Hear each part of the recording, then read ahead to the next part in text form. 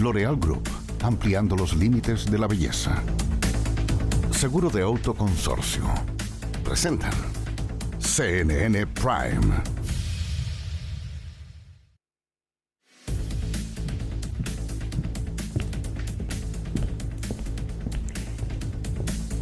Hola, ¿cómo están? Muy buenas noches, bienvenidas, bienvenidos. Es un jueves especial porque como hubo feriado, hoy es jueves de tolerancia cero, es jueves además en que vamos a estar entrevistando en CNN Prime al jefe de bancada de la Democracia Cristiana, postdebate, en fin, hay mucho que explorar ahí, y también nos va a acompañar en el día después, como cada jueves, con los últimos aprontes en cifras, nuestro jefe digital Sebastián Rivas, en esta sección que ustedes esperan cada jueves. De inmediato entonces, porque hay mucho que contarles, revisemos los titulares. Él tiene toda la razón, así respondió José Antonio Kast los dichos del senador electo Rodolfo Carter, quien en octubre pasado señaló que no detallarían cómo será el recorte de los 6.000 millones de dólares porque dijo, vamos a tener la calle incendiada. Janet Jara, por su parte, volvió a advertir que el plan del republicano incluye una disminución de derechos sociales. El alcalde de Santiago, Mario Desbordes, sostuvo que evalúan iniciar acciones legales en contra de Janet Jara, luego que afirmara que en la municipalidad habría, comillas, gente operando políticamente para el candidato Kast, esto tras la confusión de fechas respecto de cuándo la banderada oficialista pagó el TAC que debía en 2019. En acuerdo quedó la resolución de la Corte de Apelaciones respecto de la querella de capítulos en contra de la exjueza Ángela Vivanco. Su defensa sostuvo que la acción penal se basa en inferencias y no en actos concretos que involucren en un ilícito. En tanto, la Fiscalía confirmó que el juez Diego Simpertegui tiene la calidad de imputado en la trama bielorrusa. Y en temas internacionales, luego de llegar anoche a Noruega, la ganadora del Nobel de la Paz, María Corina Machado, aseguró que pronto Venezuela será libre y democrática. La líder opositora al régimen de Nicolás Maduro confirmó además que recibió ayuda de Estados Unidos para salir de su país. Todo esto y mucho más, aquí comienza CNN Prime.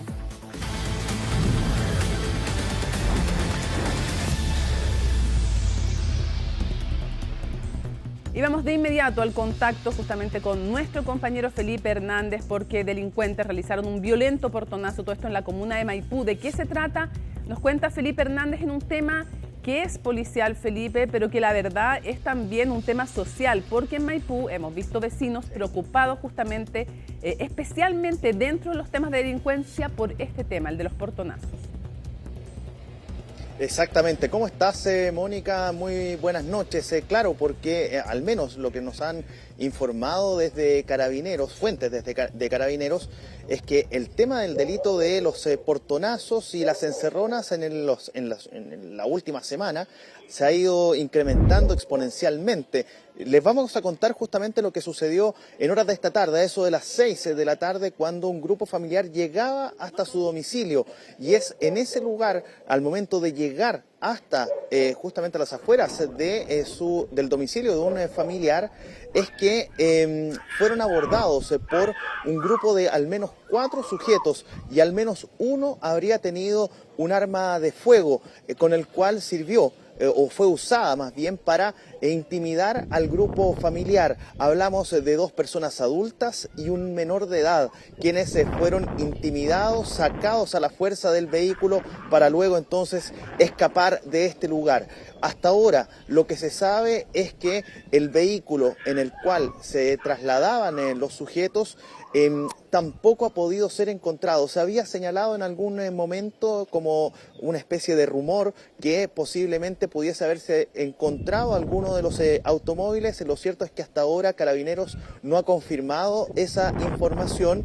Sin embargo, están obviamente buscando al automóvil que fue sustraído a este grupo familiar y también el vehículo en el cual se trasladaban estos sujetos, el cual tampoco se descarta que haya sido sustraído a alguna víctima durante esta jornada o jornadas anteriores. Por eso mismo entonces es que bien vale la pena que ustedes observen justamente esa cámara de seguridad en la cual se puede percibir el momento en el cual estos sujetos descienden de el automóvil de color negro marca Jeep y comienzan justamente a ejecutar esta acción en contra de este grupo familiar. Los gritos, bueno, fueron principalmente de las víctimas, pero también de vecinos. ¿Con qué objetivo? Bueno, de que se activaran las alarmas comunitarias y de esa manera poder entonces hacer y evitar que esta situación se produjese, lo que lamentablemente terminó siendo concretado en contra de estas víctimas. Vamos a escuchar las palabras que entregó el capitán Pablo Salazar de la 25 Comisaría de Carabineros de Maipú y también de una vecina que fue testigo ocular de esta situación ocurrida en horas de esta tarde. Una persona se encontraba junto a su grupo familiar frente al domicilio de otro familiar, momentos en los cuales fue interceptado por un vehículo desde el cual descienden 4 personas, delincuentes, quienes descienden de este vehículo, lo intimidan a él, a su señora y a su hijo menor de edad, lo intimidan con armas al parecer de fuego, lo hacen descender del móvil y se dan a la fuga en dirección desconocida. No hay lesionados y tampoco se efectuaron disparos por parte de los antisociales. Yo estaba atendiendo a un cliente porque tengo negocio y el cliente me dice no, es un portonazo, y lo único que yo empiezo a atinar, a gritar para que empiecen a tocar la alarma y que salgan los vecinos y gritar. Por lo único que uno puede gritar, y me doy cuenta de que el auto lo venía siguiendo y da la vuelta ahí en la esquina cerca de mi negocio, digamos, y muy calmado, mientras los otros ya estaban asaltando a la persona que estaban, a la niña y el caballero que estaban ahí asaltando.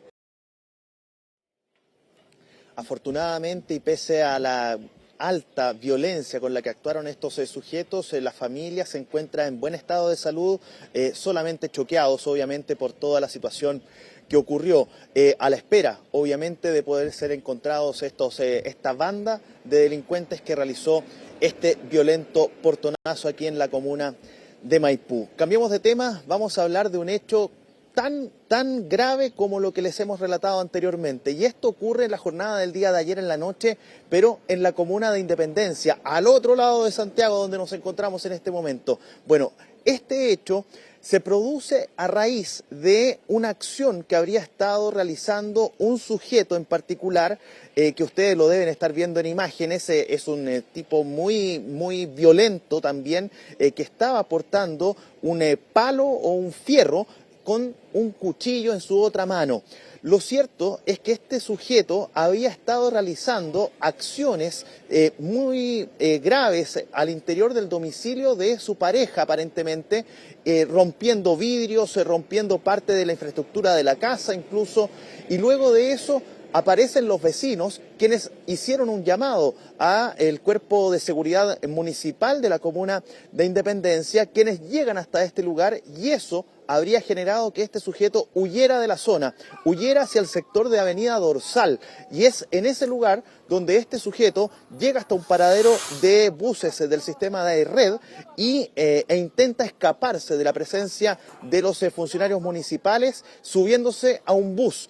En ese momento es que llegan los funcionarios municipales, encierran al bus, le piden que no abra las puertas para que este sujeto no se subiera y escapara, y de esa manera entonces es que se produce una especie de enfrentamiento entre los funcionarios municipales, algunos vecinos y este sujeto, quien no encontró nada mejor que para tratar de escaparse de la presencia de los funcionarios municipales y una posible detención, bueno, lanza un brazo donde tenía justamente este cuchillo en su mano y termina hiriendo a uno de los funcionarios municipales que estaba tratando de darle alcance, de atraparlo para poder entonces dejarlo a disposición de Carabineros. Este funcionario municipal recibió un corte en el sector del cráneo, hiriéndolo superficialmente, pero generando un profuso sangrado. Tiene una herida, un corte de aproximadamente unos 5 centímetros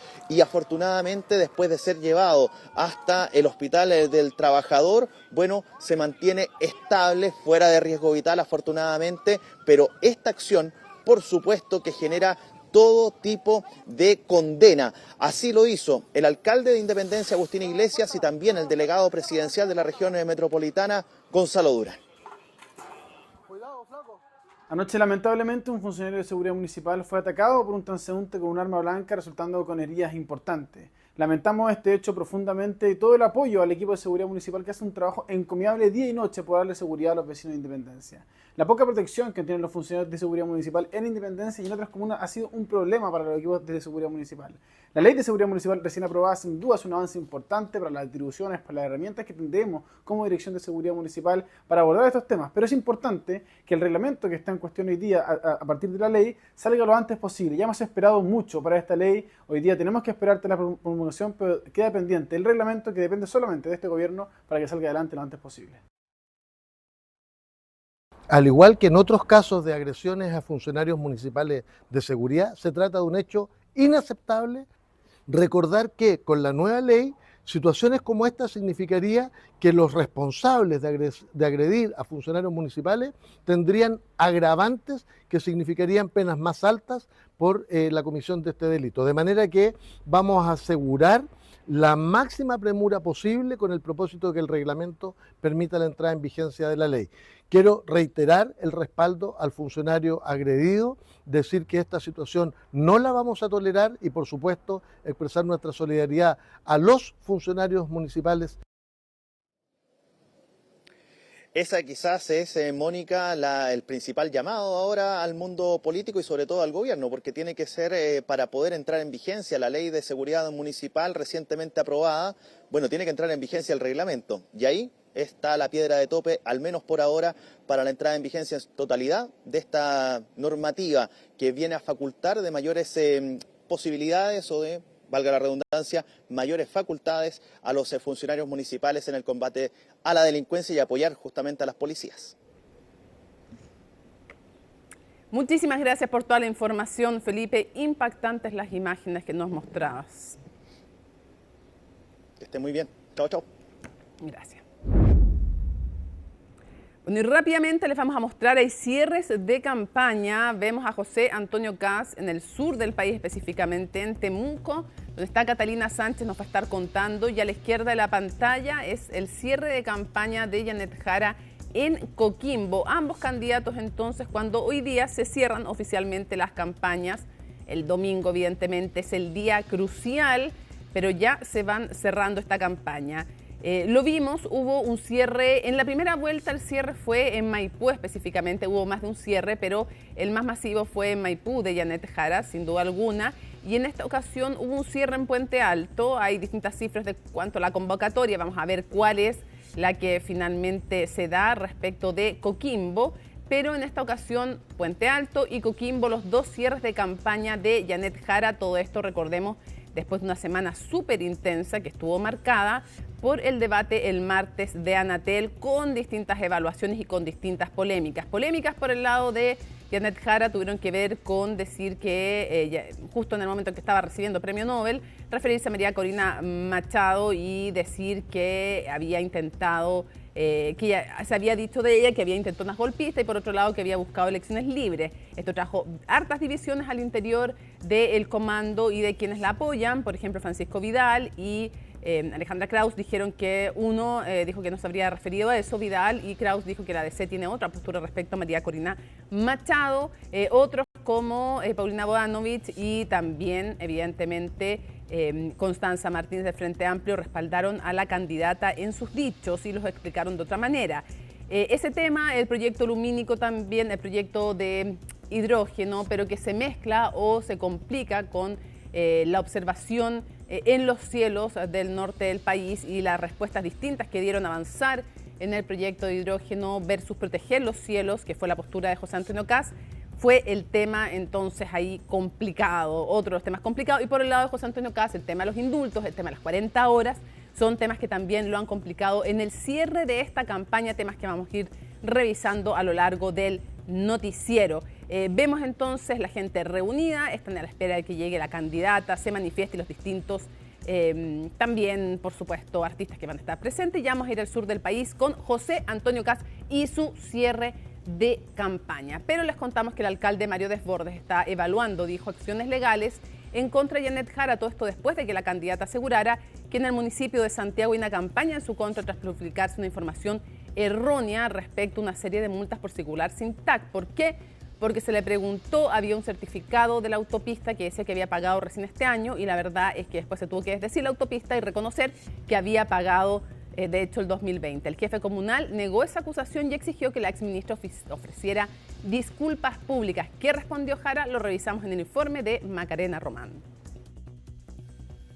No le importó estar a más de 400 kilómetros de distancia. El alcalde de Santiago, Mario Desbordes, le mandó un mensaje directo a la candidata Janet Jara, quien en ese minuto ya pisaba tierra en la región de Coquimbo. Le exijo a la candidata Jara que se retracte, que se disculpe con los funcionarios municipales, con la Municipalidad de Santiago, porque ella a sabiendas, porque no tengo ninguna duda que tenía claro que esto no tenía nada que ver con el municipio, inventó esta historia. Una historia que para entenderla hay que retroceder un par de días. Fue en el debate de Anatel donde a la candidata se le preguntó cuándo pagó una multa por circular sin TAC en 2019. Según el registro de la compañía que centraliza esos pagos, Autopase, la deuda habría sido saldada este año, pero la exministra lo negó y aseguró que detrás estaba la Municipalidad de Santiago. Me llama la atención que en la Municipalidad de Santiago haya gente operando políticamente para el candidato Kast, porque esto viene de ahí y es mentira. Intenciones que el alcalde de Santiago descarta por completo y que dicen quedan despejadas las dudas tras el comunicado de Autopase, desde donde se reconoció un error. El municipio, en tanto, no descarta presentar acciones legales por calumnias o injurias. Vamos a ver si después de la elección iniciamos acciones legales en contra de Janet Jara. Yo pensaba que Janet Jara era distinta, que tenía una actitud distinta, pero entre ayer y hoy la verdad que se me cayó completamente lo que pensaba de ella. Lo más importante de esto es que se me hizo una pregunta en un foro presidencial que estaban viendo, el pic de audiencia fue de 7 millones de personas y se puso una información que no era real sobre la mesa. Yo me alegro que ayer se haya aclarado y doy por cerrado el tema. Y si de cerrar temas se trata, este domingo terminará la carrera presidencial con la elección de uno de los dos candidatos que aspiran llegar a la moneda. Si bien dentro del comando de Jara reconocen que el desafío es cuesta arriba, insisten en que no están pensando en lo que venga después del 14 de diciembre en caso de perder, aunque sí buscarán mantenerse unidos. No nos estamos poniendo en ese escenario, hoy día estamos invitando a conquistar votos porque para nosotras y nosotros la elección está abierta hasta que se cierre la urna y ya podremos reflexionar cuando se termine esta fase de campaña sobre el día después de la elección. Es deber de todos quienes conformamos este gran bloque progresista de continuar trabajando en la máxima unidad posible a partir del día lunes, tal como lo hemos venido haciendo por muchos años. Un lunes 15 de diciembre que comenzará con un presidente o presidenta electa en nuestro país que se reunirá en La Moneda a las 11:30 de la mañana con el actual mandatario, un acto republicano que debiese ser protagonizado por Janet Jara o por José Antonio Kast. Todo dependerá de lo que Chile decida este domingo. Ya mostramos el cierre de campaña de Janet Jara en Coquimbo. Nos vamos ahora a la región de la Araucanía porque, como les decíamos a esta hora, el candidato presidencial José Antonio Kast realiza su cierre de campaña en Temuco. Catalina Sánchez está en el lugar con todos los detalles. Ahí vemos a José Antonio Kast. Hay un vidrio, pero está cerca de la gente sacándose fotos, Catalina. Sí, Mónica, ¿cómo estás? Buenas noches. Acaba de finalizar el discurso de cierre en voz del candidato presidencial del Partido Republicano, José Antonio Kast. Me atrevo a decir que hay aproximadamente unas 6.000 personas o más en pleno centro de la comuna de Temuco. Esto corresponde a la Plaza Aníbal Pinto. El candidato se refirió a varios puntos, sobre todo algunos de los que fueron debatidos o mencionados en este último debate en el que se enfrentó a la candidata Janet Jara. Una vez más se presentó además el candidato con este tan criticado y cuestionado vidrio blindado, un vidrio bastante grande para mencionarlo, y finalmente también con un gran contingente policial. Se pudo apreciar a personal de Carabineros, personal del GOPE también en el lugar de los hechos.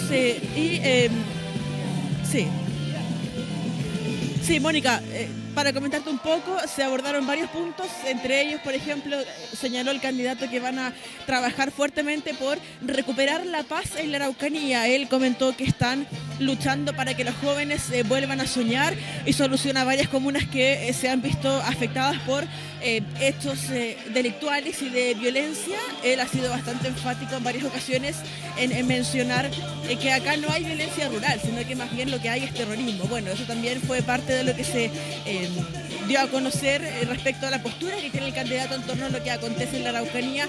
Fue bastante enfático y cerró con las siguientes palabras: el domingo vamos a ganar. Es parte de lo que comentó José Antonio Kast en este cierre de campaña. Comentaba también durante la mañana que tiene a su juicio un valor muy importante cerrar su campaña en la Araucanía. Sabemos que igual lo hizo Janet Jara en regiones, en Coquimbo, en este caso José Antonio Kast optó por Temuco, por la Araucanía, comuna que además fue la primera en visitar también cuando se confirmó que pasaba a segunda vuelta con Janet Jara. Él comenzó también acá en Temuco, señalando entonces que hay un compromiso con la Araucanía. Agradeció bastante al Partido Nacional Libertario, también agradeció a Evelyn Matei por el apoyo que le manifestó en su momento cuando se confirmaba entonces que él pasaba a segunda vuelta. Hizo alusión una vez más a la migración, que es otro tema que también se ha mencionado en varias ocasiones, Mónica. Voy a comentar algunos de los puntos, por ejemplo, que él estuvo planteando. Él comentó y fue bastante crítico con el actual gobierno. Él comentó que este gobierno lo tuvo todo para poder hacer las cosas bien, pero que destruyó todo: la salud, el sueño de la casa propia. Y también se refirió a otro tema de contingencia que ha sido muy debatido, que tiene que ver con la expropiación de este terreno en la toma de San Antonio, según dijo él, para dárselo a quienes lo usurparon. Bueno, fue bastante crítico en sus palabras, Mónica. La gente poco a poco comienza a retirarse del centro de Temuco. Claramente algunos intentan también acercarse. Estuvo acompañado por varios personajes, entre ellos, por ejemplo, estuvo Germán Codina, que también le ha manifestado su apoyo. Estuvo el senador electo por la Araucanía, Rodolfo Carter. Estuvo también con varios alcaldes de diferentes comunas de Cautín y también de la provincia de Malleco, agradeciendo públicamente el apoyo que ha recibido en esta campaña. Hizo alusión también a Carabineros, a la Policía de Investigaciones. Comentó que son instituciones de la nación y que tienen todo el respaldo, asegurando él, y reitero esto, que van a ganar este próximo domingo 14 de diciembre. Él comentó que no cabe duda y que, tal como lo ha dicho en otras ocasiones, la tercera es la vencida. Lamentablemente no hay un punto de prensa contemplado con los medios de comunicación. Durante la mañana, cuando aterrizó en la Araucanía, conversó con la prensa, pero de manera muy breve. No se le pudo preguntar en profundidad ciertos temas que también son de interés nacional, son temas contingentes. Lamentablemente no pudimos tener respuesta de todo lo que queríamos preguntarle, pero sí hizo alusión justamente a que la Araucanía tiene un valor muy importante para él.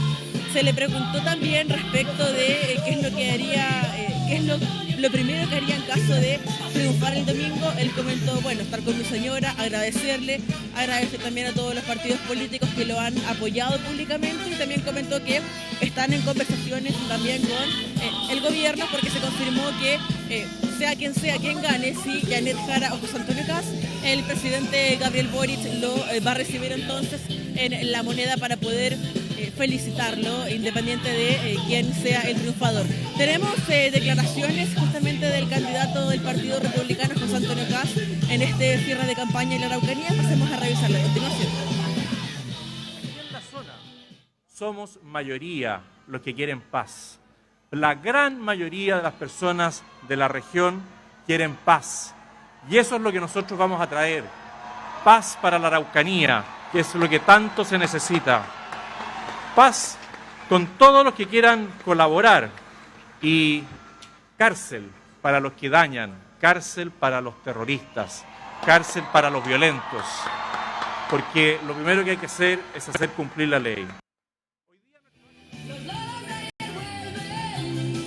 Claro, eso es parte de lo que se planteó justamente en este discurso de cierre para justamente finalizar la campaña política de cara al balotaje. También entregó como un llamado, podríamos decirlo, Mónica, a personas que se encuentran prófugas de la justicia. Él comentó que es el tiempo para poder entregarse antes de que asuma el eventual gobierno de José Antonio Kast.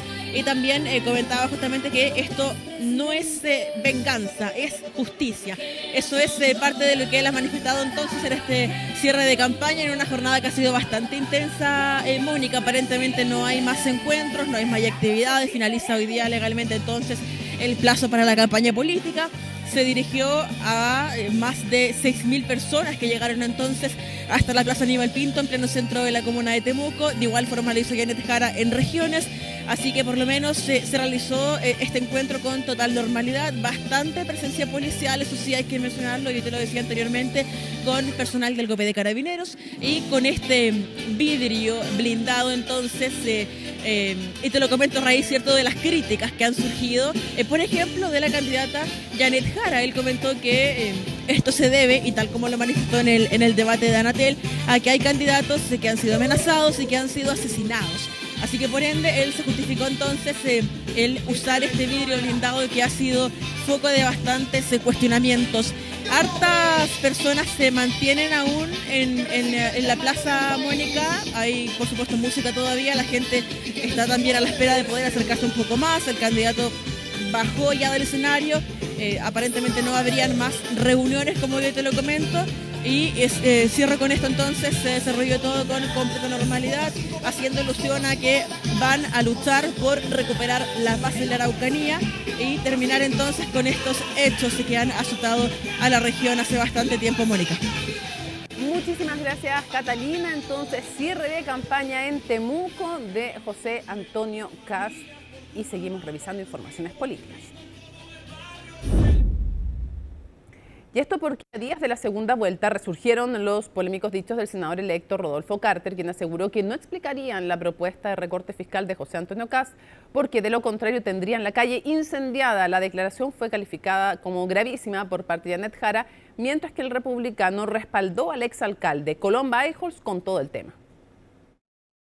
A puertas de la segunda vuelta presidencial, una nueva polémica se abrió entre los abanderados a raíz de una declaración del senador electo y miembro del comando de José Antonio Kast, Rodolfo Carter, quien el 21 de octubre, en entrevista con Vía X, profundizó en la propuesta del candidato sobre el recorte presupuestario. Sus dichos reaparecieron en la agenda política luego de que medios como El Desconcierto y El Ciudadano los volvieran a destacar. Básicamente los 6.000 millones se dividen en tres tercios. Aproximadamente 2.000 millones en recortes presupuestarios propiamente tal, que evidentemente no los vamos a decir porque nos paralizan el país al día siguiente. Usted tiene claro, si usted dice, termino con el programa X, se levanta ese programa. Vamos a tener la calle incendiada. No lo vamos a decir por razones obvias. Razones que en su momento el Partido Republicano evitó entregar. Sin embargo, tras la declaración de Carter, el oficialismo reiteró las críticas que durante la campaña le hicieron a Kast por no explicar cómo se recortará ese dinero sin afectar las ayudas sociales. El problema de las declaraciones del vocero del candidato Kast es que son gravísimas, porque de lo que está dando cuenta es de que hay un plan para hacer recortes que evidentemente van a afectar derechos sociales. Lo que señalé yo en los primeros debates, cuando se cuestionaba que no fuéramos al detalle de los 6.000 millones, fue sucediendo, porque cada vez que dábamos algún detalle, el gobierno reaccionaba. Ahí quedó la glosa republicana. Por lo tanto, el senador tiene toda la razón. Senador electo que, si bien representará al Partido Republicano, tiene sus raíces en Chile Vamos, coalición que, según algunos dirigentes del sector, debería ampliarse en caso de que triunfe José Antonio Kast, quien ha recibido el apoyo de figuras del denominado centro político, el más reciente de Personeros de Amarillos. Mi apoyo a José Antonio Kast es un apoyo personal, no involucra al Partido Amarillos y por tanto tengo la libertad de hacerlo toda vez que el partido también ya está lamentablemente terminando su vida política. No estamos pensando en el tema de gobierno, nuestra idea es que le vaya bien en las elecciones para que Chile vuelva a retomar la senda del desarrollo, la senda del crecimiento, pero por otra parte también derrotar el crimen organizado. Vamos a colaborar con el gobierno de José Antonio Kast en todo lo que sea necesario, con equipos, con ideas, con apoyo parlamentario. Cuando gane José Antonio Kast, ¿quién toma el liderazgo de la derecha? Evidentemente es José Antonio Kast. Eso no nos podemos equivocar ahí. Cada uno tiene su forma, su proceso, y si él convoca a una reunión amplia, uno va, más allá del dicho, de me ver la guatita o no. Yo creo que aquí hay que poner a Chile por delante. Por eso, voces como la de Pablo Longueira han planteado una coalición que vaya desde el Partido Nacional Libertario hasta el Partido de la Gente. Colectividad que, sin embargo, no pretende colaborar en un eventual gobierno de Kast. Si lo invitan, ¿usted estaría dispuesto a que el PSG fuera parte de una coalición de gobierno de José Antonio Kast? Coalición. No. No, ¿por qué? Porque somos distintos, ellos son de extremo. Si eventualmente José Antonio Kast le ofreciera un ministerio, ¿usted qué le diría? No, gracias. No, yo nunca he estado buscando una pega. Nunca he estado buscando una pega. Si le pidiera ayudemos por Chile, tampoco. No, yo no creo en esas cosas. Límites a una eventual coalición amplia de derecha o centro-derecha a la que Parisi da un portazo. Esto en medio de los cálculos políticos que ya se hacen para proyectar el día después de la segunda vuelta de este domingo. El día después, listos y dispuestos con Sebastián Rivas. ¿Cómo está, Sebastián? Muy bien, le agradecemos a Colón Baijol ese pase, que fue el día después de las elecciones. Sí, el día después de las elecciones. Bueno, nuestro último día después sin presidente o presidenta electo o electa. Eso es lo primero. Y estamos en la recta final. En menos de 72 horas vamos a saber si Janet Jara o José Antonio Kast son el presidente o la presidenta.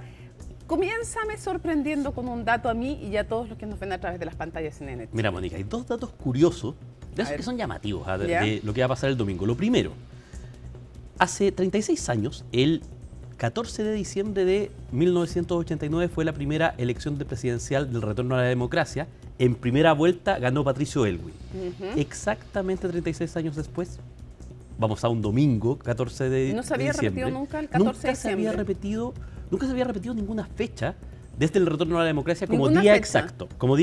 Entonces, esta es la primera vez que vamos a tener dos presidentes por retorno a la democracia elegidos el 14 de diciembre. Mira. Y hay otra rareza, que ya lo sabemos. A ver.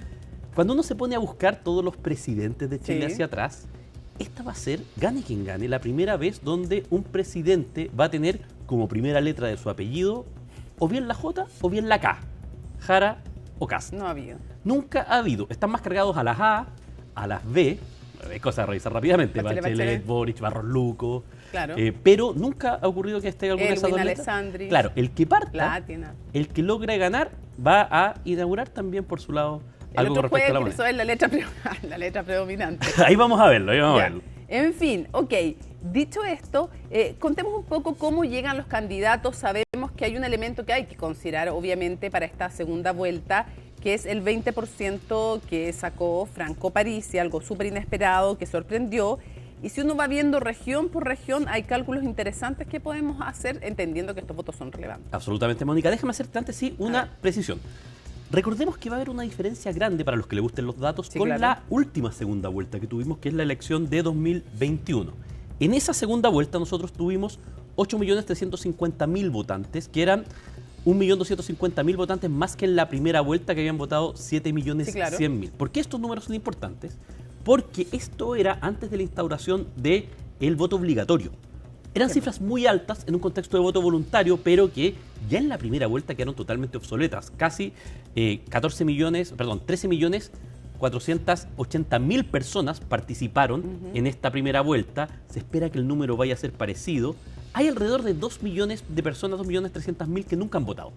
El padrón total es 15.700.000. Sería muy extraño que esto se añadiera, pero ya entraron todos los que normalmente podrían entrar con un voto voluntario. Obligatorio. Y asumiríamos que van a haber a eso de 5 millones de personas nuevas entrando a votar para esta elección como primera vez en segunda vuelta. Y como es en ambas, es obligatorio, el gap entre primera y segunda vuelta no es tan grande como fue la vez pasada. No debería serlo, sería muy extraño si lo fuera. Perfecto, hecho es el punto, recorramos el panorama por regiones. Mira, lo recordábamos la semana pasada, si uno esto lo puede tomar de diferentes formas, si uno lo empieza a tomar como un frente a frente, ahí estamos viendo las primeras líneas, ahí está, en la zona norte tenemos que, por ejemplo, para tomar un caso, Arica y Parinacota, Janet Jara le saca un poco de ventaja a José Antonio Kast, pero cuando tú vas a ver la suma de las candidaturas identificadas por el sector, Kast le saca casi 20 puntos. Aquí son dos cosas, o los vemos agrupados o los vemos separados.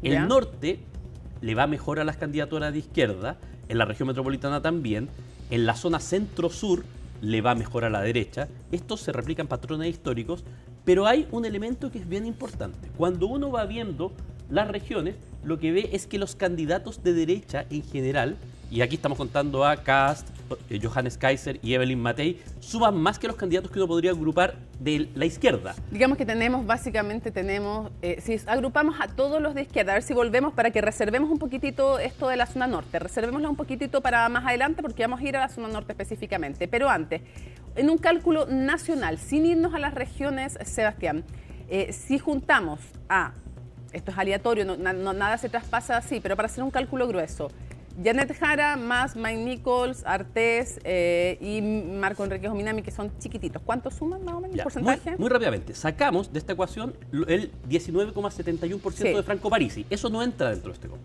Sí, si tomas a Janet Jara más Harold Mike Nichols más Marco Enrique Jominami y más Eduardo Artés, la suma te da 29,97%, casi un 30%. Ya. Y al otro lado, si es que tomas a José Antonio Kast, Johannes Kaiser y Evelyn Matei, la suma de los tres te da justo, un poquito más del 50%, 50,32%. O sea, la cosa comienza muy cuesta arriba, aunque sabemos que no todo se traspasa automáticamente, pero las afinidades son bastante marcadas, por eso no están descabellados, sabiendo que hay un porcentaje que puede irse del votante Kaiser, porque hay un sector que no es ideológico, no sé si se van a ir, ahí está, mira, ahí está total nacional. Entonces Janet Jara, José Antonio Kast, Franco Parisi, y si juntamos todos los llamados candidatos de izquierda y los candidatos de derecha, esa es una primera aproximación. Es una primera aproximación. Ya. Ahora sí, entonces, hecho esto, ya dijimos cuáles son las zonas más favorables a nivel nacional, dijimos que la centro-sur es la más fuerte de José Antonio Kast, la metropolitana es una buena zona para Janet Jara, ¿cierto? Es una buena zona. Y hay que ver qué ocurre en el norte del país, porque ahí Franco Parisi fue muy fuerte.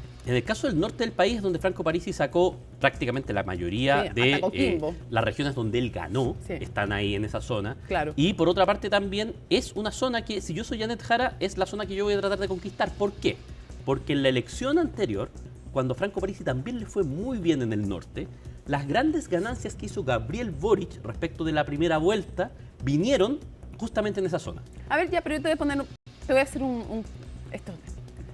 Está bien, estamos retrocediendo en el tiempo, el voto no era obligatorio, estamos en otra realidad, Franco Parisi marcaba menos, pero igual, yo te podría decir, Gabriel Boric sacó menos votos, menos porcentaje en la primera vuelta que José Antonio Kast. José Antonio Kast ganó la primera vuelta del 2021. Sin embargo, el actual presidente llegó a la moneda igual, pero es un contexto muy distinto. Eso es correcto. Es decir, Gabriel Boric sacó un punto menos de lo que sacó Janet Jara, sacó 25,8, Janet Jara sacó 26,8, pero las diferencias empiezan cuando tú empiezas a ver a los otros candidatos. Sí, claro, el panorama es distinto. Hoy día Janet Jara, si sumamos todos los candidatos que hablábamos de izquierda, suma 3 puntos.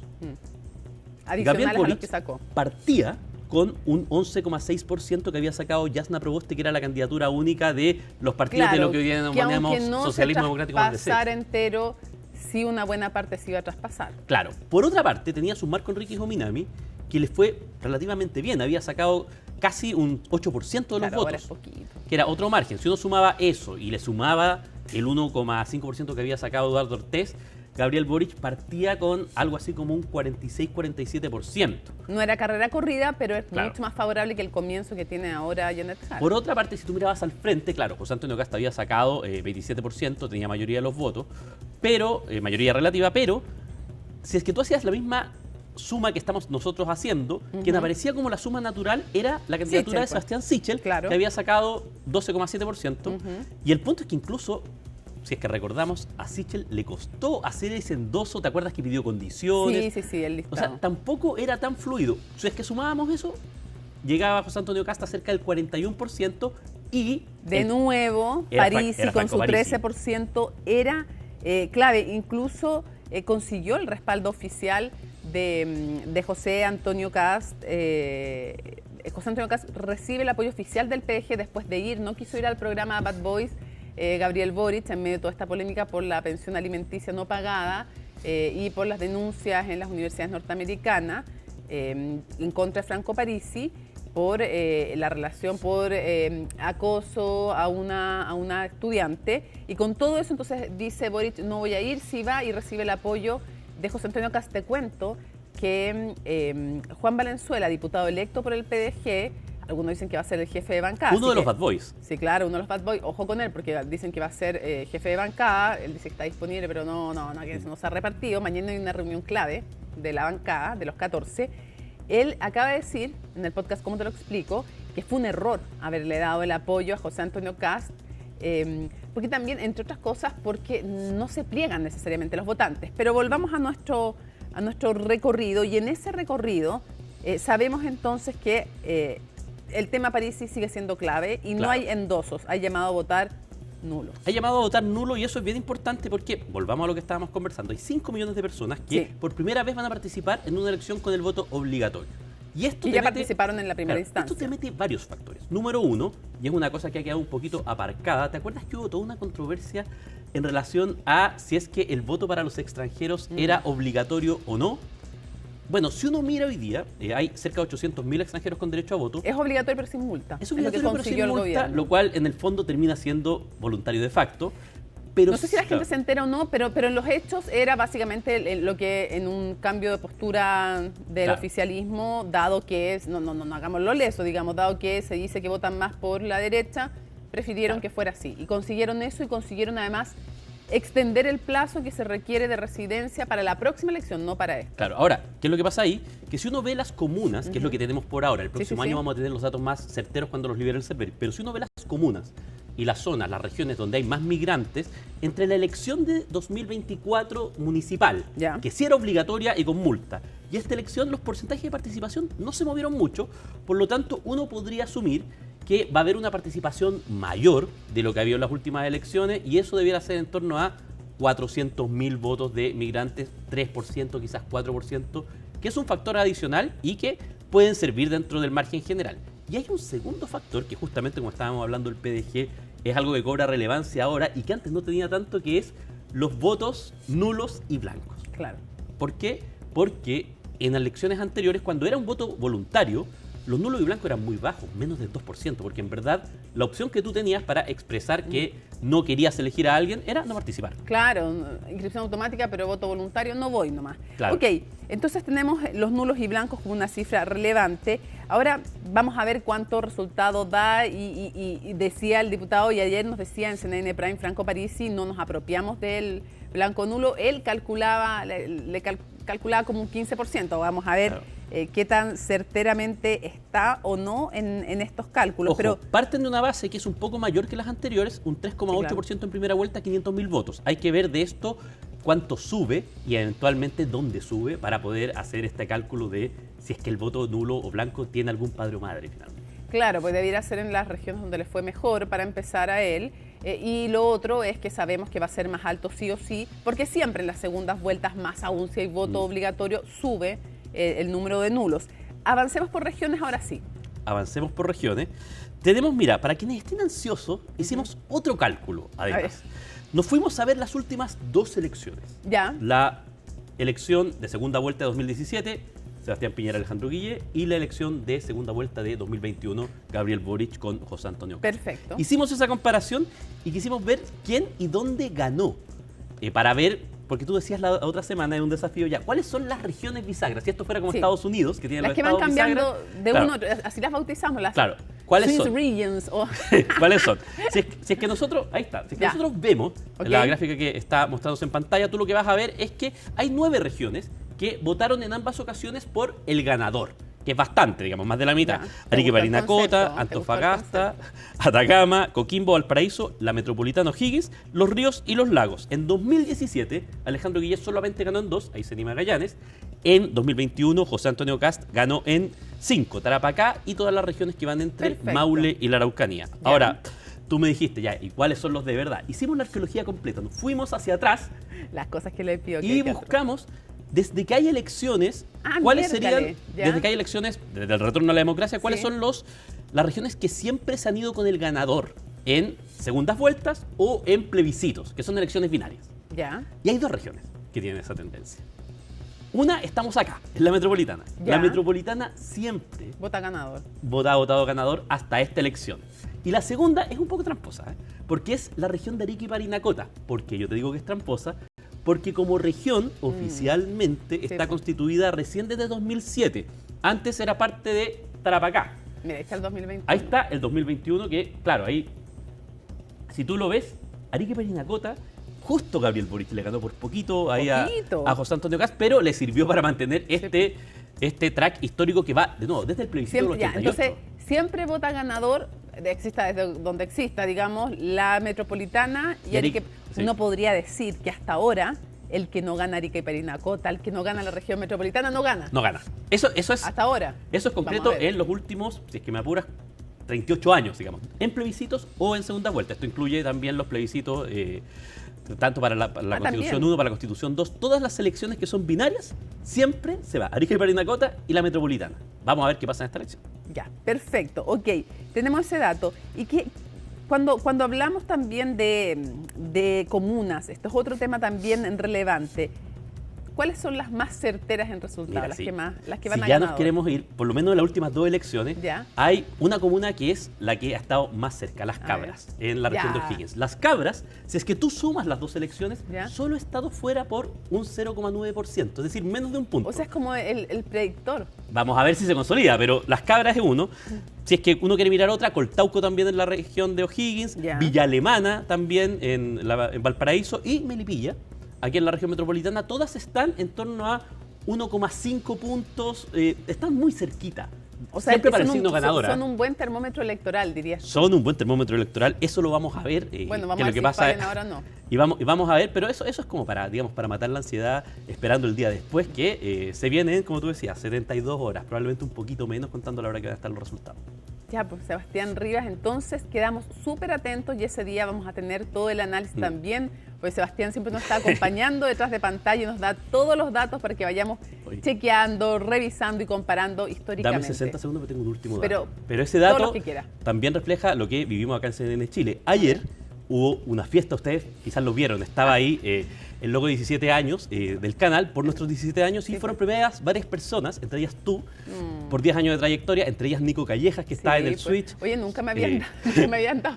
Alicia Contreras, que hoy día no está en el Prime porque es su cumpleaños, también 10 años. Nelson Colil, que está en la redacción. Maca Román, Mati con también, 5 años. Mati tiene la misma edad en CNN que pero yo. para quienes nos siguen fue un día de mucha celebración y es fue bueno porque representa también el equipo que hace este CNN Prime y que lo saca hace mucho tiempo y con mucho esfuerzo, así que es un dato extra, quizás no electoral, pero para nosotros es muy importante que CNN Chile. Estamos súper contentos, estamos muy contentos, el equipo Prime está muy contento además porque este año lo súper reenchulamos.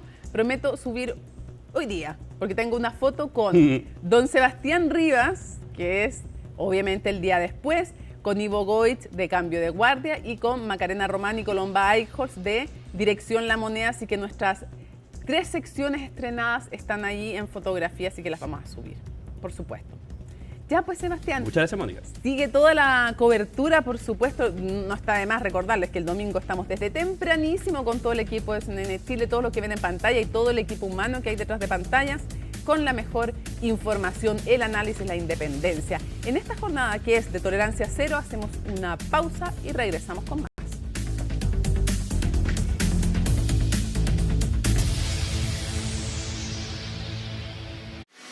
L'Oréal Group, ampliando los límites de la belleza sostenible.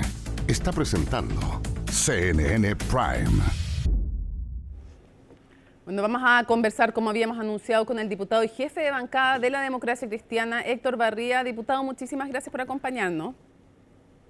Hola Mónica, muchas gracias por este contacto. Saludos desde la comuna de Purranque, región de los Lagos. Todo bien, saludos, qué envidia le tengo. A ver, lo primero que quisiera preguntarle es cuál es, con la mayor honestidad posible, la evaluación que usted hace del debate presidencial de Anatel. Parejo. Sigue teniendo la ventaja Janet Jara, porque ella le tocó enfrentar a un candidato, José Kast, que ha sido 3 veces candidato, por lo tanto él debiera demostrar mayor capacidad respecto de sus ideas, de la locuacidad, del uso de términos adecuados, de cifras, de números, de estadísticas, de datos comparados. Por lo tanto, bajo esas circunstancias de un candidato, ya eterno candidato versus una Janet Jara que va por primera vez, creo que Janet Jara saca ventaja aún. Ya. ¿A usted le pareció el tono del debate? ¿Le pareció adecuado por parte de ambos candidatos? Es que las chilenas y chilenos siempre somos exigentes. Cuando los debates se desarrollaban en los años 90 o los últimos debates que conocimos, los encontrábamos muy aburridos porque no había este espacio para interpelación. Creo que ahora nos fuimos al otro extremo, donde prácticamente el otro no dejaba escuchar o que la otra no dejara explayar sus ideas. Buscaremos, esperamos algún día, el justo medio, pues es lo que aspira a la democracia cristiana también en el futuro mediano. Por eso le pregunto, ¿a usted le gustó el tono, sí o no? No, creo que hay que bajar un par de cambios para una mejor propuesta, dar a conocer de mejor manera sus ideas, pero tampoco volver a ese sistema tan acartonado que era tan propio del siglo pasado. Ya, pero ¿usted cree que ambos candidatos debieran haber bajado un par de cambios en pro de un intercambio de mayor cantidad de ideas y de un tono, no sé, de un mejor tono cívico, me imagino? Pero es la última participación, la verdad que hubo varios debates, costó de que se pudieran encontrar en debates, recordemos que José Kast se bajó de varios debates, entiendo que en uno no pudo estar nuestra candidata Janet Jara. Creo que se perdió una oportunidad para dar a conocer mejor las ideas de país. Creo que eso hay coincidencia por parte de varios actores que estamos en política. Ahora, sí, la verdad es que ha ocurrido constantemente que para las segundas vueltas, o por lo menos ocurrió la vez pasada, quien lleva la delantera no necesariamente quiere más debates y pasó con el actual presidente Gabriel Boric también. Quisiera preguntarle, diputado, ¿usted estuvo de acuerdo con la apreciación que hizo la candidata Jara respecto de María Corina Machado en la misma jornada, además, en que ella estaba recibiendo el Nobel de la Paz? Creo que no corresponde. La verdad que en este caso creo que ella tuvo un tropiezo.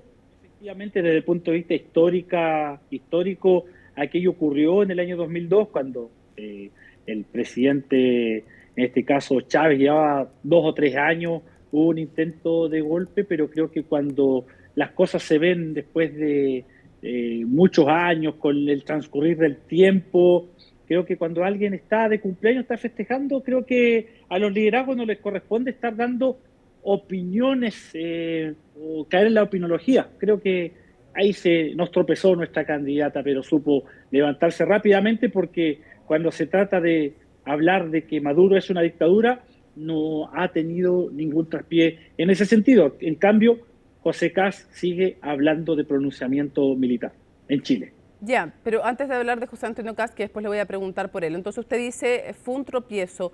¿Le hubiera gustado que valorara positivamente, sin matices, el Premio Nobel de la Paz para María Corina Machado? Por supuesto, porque hemos visto la tragedia que pasa en Venezuela. No es al azar que miles de venezolanas y venezolanos estén llegando no solamente a Chile, sino que a diversos países de Latinoamérica. Es porque las cosas están muy mal. Tan similar como ocurrió en nuestro país en el año 82-83, cuando muchos chilenos, sobre todo acá de nuestra región de los lagos, tuvieron que emigrar en calidad de ilegales, muchos de nuestros vecinos, familiares, a Argentina, para poder parar la olla. Es lo que está pasando en Venezuela el día de hoy con creces. Perfecto. Y de alguna manera esto usted dice, sí, me hubiera gustado que sin matices valorara el Nobel a María Corina Machado. Yo le pregunto, de alguna manera, este tropiezo, al menos en la Democracia Cristiana, en su partido, ¿genera cierto resquemor? Honestamente. Provoca, sí, efectivamente, provoca un dolor de guata. La verdad que nosotros hemos sostenido que la defensa de la democracia, del Estado de Derecho, debe ser sin ningún tipo de ambigüedad, sea una dictadura de derecha, sea un sistema de izquierda, sin ningún tipo de matices. Dolió la guata, pero cuando se trata de un sistema internacional, se ha hablado mucho de lo que pasa en otros países, pero me quedo con la candidata que reconoce que en Chile sí efectivamente no podemos volver a cometer las atrocidades que ocurrió en la dictadura cívico-militar. En cambio, el candidato Kast, que habla mucho de las dictaduras de otros países, hablando de que la dictadura en nuestro país fue una dicta blanda, e incluso quiere liberar a su amigo Krasnov a través de una especie de verdad, de un acto caritativo, cuando se habla de personas que violaron, mataron, asesinaron a diestra y siniestra. Ya, pero en fin, es bien categórico lo que usted nos dice y nos transparenta respecto a la DC. Usted dice, sí, genera resquemor, nos dolió la guata, y nos critica, y entiendo el tema de José Antonio Kast. Respecto de los indultos en José Antonio Kast, él dijo que, bueno, usted estuvo en aquí se debate en que el diputado Mesa dice que desde su perspectiva no debiera haber distingo en los indultos por razones humanitarias para enfermos terminales y con cierta edad. Y a raíz de esa pregunta se le pregunta también respecto de violadores de derechos humanos. Él dice que a violadores de niños no, y del otro habla de un acto de humanidad. ¿Usted le quedó claro cuál es el límite o no?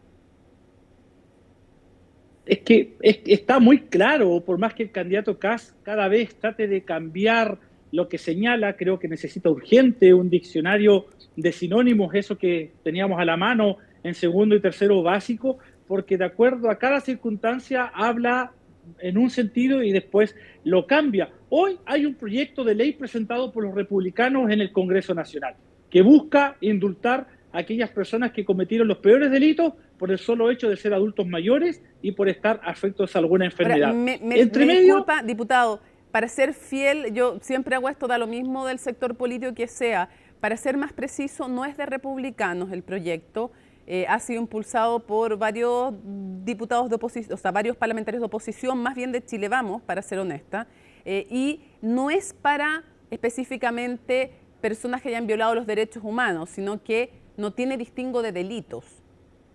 Claro, por eso, tienes razón, hay que corregir de la derecha, pero entre medio van a incluir a los violadores de derechos humanos durante la dictadura, que fueron sentenciados por tribunales de justicia, es decir, a una persona que está siendo procesada, como el caso del abuelo Macaya, perfectamente le podría beneficiar esta ley y de paso también a Krasnov, amigo personal de José Kast. Ya. Entonces, ¿a usted le parece que ahí hay un tema? Otro de los temas que fue criticado de su candidata fue su respuesta respecto a este proyecto de hidrógeno que entra de alguna manera en conflicto con la observación astronómica. ¿Le gustó esa respuesta? Porque mientras José Antonio Kast dijo, me voy por la defensa de los cielos y la observación y el turismo y la ciencia, Janet Jara dijo, avanzo en el proyecto productivo. ¿Le gustó esa respuesta? Mira, la verdad que aquí ambos candidatos tuvieron un error, porque días atrás y en sus discursos que más le ha puesto recursos a través de las redes sociales, el candidato Kast habla que aquí hay que terminar con el ambientalismo, con el fanático que quiere proteger los pajaritos, los insectos, y después ya habla de que quiere defender los observatorios y los cielos verdad más oscuros del mundo que están en el norte de Chile. Una cuestión rara, y nuestra candidata trata de combinar aquello. Creo que los cambios son para mejor, sin duda, pero a quien uno le coloca más duda es obviamente a José Kast, porque no, pero creo ¿a usted le gustó que dijera que privilegiaría el proyecto de hidrógeno? No me gustó, porque aquí hay que ser más natural en aquello, pero sí creo que tiene más capacidad de diálogo y de aceptar y ser capaz de llevar adelante temas que, aunque no le gusten, le pueden hacer mejor el país. En cambio, Kast es un dogmático de derecha, y eso lo hemos visto durante toda su trayectoria. No le creo que pueda cambiar. En cambio, a Yanez Jara lo ya, pero no le gustó Congreso, el cambio, pues. La reforma pero usted me pensiones. reconoce que no le gustó la respuesta, no le gustó ese cambio, no le gustó. Pero hay que reconocer que sí, ella puede cambiar conforme a la sensación electoral del momento. Quisiera preguntarle honestamente, ya que estamos en este espacio de honestidad, quisiera preguntarle honestamente, ¿cuán difícil está la elección del domingo? Seamos honestos. Está muy compleja, está muy difícil, porque ¿para qué estamos con cosas? En nuestro país, peyorativamente se utiliza el término comunista para toda aquella persona que opina diferente o que defiende los derechos. Yo crecí en el sector rural y mi familia, que ha sido siempre demócrata cristiana, padre dirigente de juntas de vecinos, mi madre en el centro de padres, por defender a otras personas siempre nos catalogaron de comunistas y se ha utilizado de manera, reitero, peyorativa, como culturalmente los que reclaman. Pero resulta que los que reclaman y trabajan por otros son los que en definitiva se valoran tarde o temprano como constructores de una sociedad mejor. Hay mucho voto escondido, Mónica, mucho voto que no quiere decir que está con Jara porque teme de que lo tilden de comunista en las redes sociales. Me ha tocado presenciar eso. Dice usted. Hay voto escondido, pero usted también reconoce está muy difícil, dice honestamente, la elección. ¿Usted se atrevería a reconocer que lo más probable es que gane José Antonio Kast? Soy cristiano, la fe nos mueve, la verdad que forma parte de nuestra manera. Si no fuera por fe y esperanza, nunca hubiese sido concejal, alcalde de Purranque y ahora diputado, primera mayoría porcentualmente en la región de Los Lagos. No vengo de familias políticas, ni me auspician empresas. Tengo fe y esperanza de que ese voto que le da un poco de temor decir que está con una candidata que, si bien es del Partido Comunista, representa a toda la centroizquierda, opción para este próximo domingo. Pero diputado, usted, yo no sé si lo estoy entendiendo mal, pero usted más o menos me está diciendo que gane Jara sería un milagro. Pero bueno, si los milagros ocurren, pues sí, eso forma parte también de la vida. Y quiero insistir con ese punto. O sea, perdón. O sea, sí, usted me está diciendo que si gana Yanez Jara es un milagro. De la vida, pues sí, la vida está llena de sorpresas. Pero el camino tiene muchas cosas. Yo creo que va a ganar Jara.